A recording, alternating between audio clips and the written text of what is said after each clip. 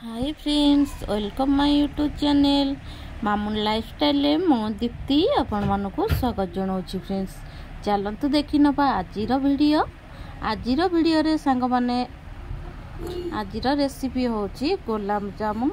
आपण माने देखिकी जानी सारिबेनी एठी मो पारुटी आउ अमूल पाउडर बा मिल्क पाउडर मु नै जाइछि पूरा ग्राइंडर करिखी एठी आमे एठी सीरा प्रस्तुत करी नबा। एटे हम पानी दे देकी चीनी दे देछे जो हिसाब रे आपण माने करिवे गुलाब जामुन जो हिसाब रे करिवे से हिसाब रे सीरा प्रस्तुत करिवे।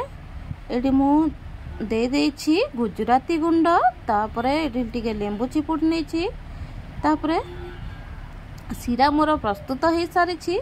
सीरा तो आपण मानको समस्त को जाना। एटी क्षीर मु गरम करी सारी। एबे आमे ए पाउडर टाको जंती नबा। आपण चाहिले खाली गरम क्षीर देकी मध्य आको दळी पारिबे, किंतु जंती देले एटा भलो हबो। एमती पूरा जेमती चूना चावल चूना जंता हुए से भली जंती नेछि। आको पूरा ठंडा करबा को देबे नाही, पूरा हल्का हल्का उषुम थिबो। आको एमती पूरा भलो भाबरे आको एमती दळी नबा माने बा चकड़ी नबा, जमती हमर गुलाब जामुनटा न फाटे। एटी हमर चकड़ा प्रस्तुत हो सारी। हाथ रे एमती किछि घी मारी दबा।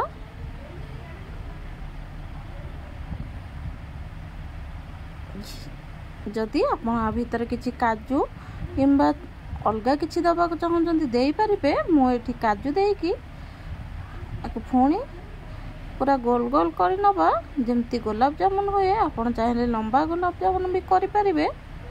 मोर एटी ए भली माने जेमती करिला बेले फाटू नथिबो। जदि आपण एटा करिला बेले गोल कला बेले जदि फाटू थिबो ताहले जानिबे आपण को गुलाब जामुन भलो हबो नाही।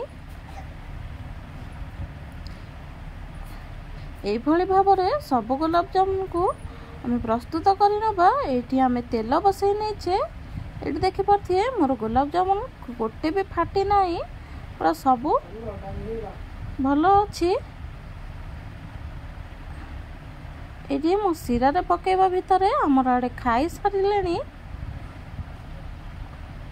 आउ जो मानकर भाई तो पाखरे थिबे से माने बहुत लकी। आ मोर तो को भाई माने मो पाखरे नांती। मु ओडिसा बाहर रहूची, सेथिबे मु राखी पूर्णिमा रे बहुत दुखित। आपण मानको जदि आपण ए वीडियोटी भलो लागि थाए निश्चिंत गोटे लाइक करिवे, कमेंट करिवे, सांग मानक सहित शेयर करिदेबे। जो भौणी मानक पाखरे भाई अछंती से माने तो बहुत लकी, किंतु मो पाखरे मो भाई नहीं, बहुत दूर रे अछि। आई मिस यू भाई। रहूची।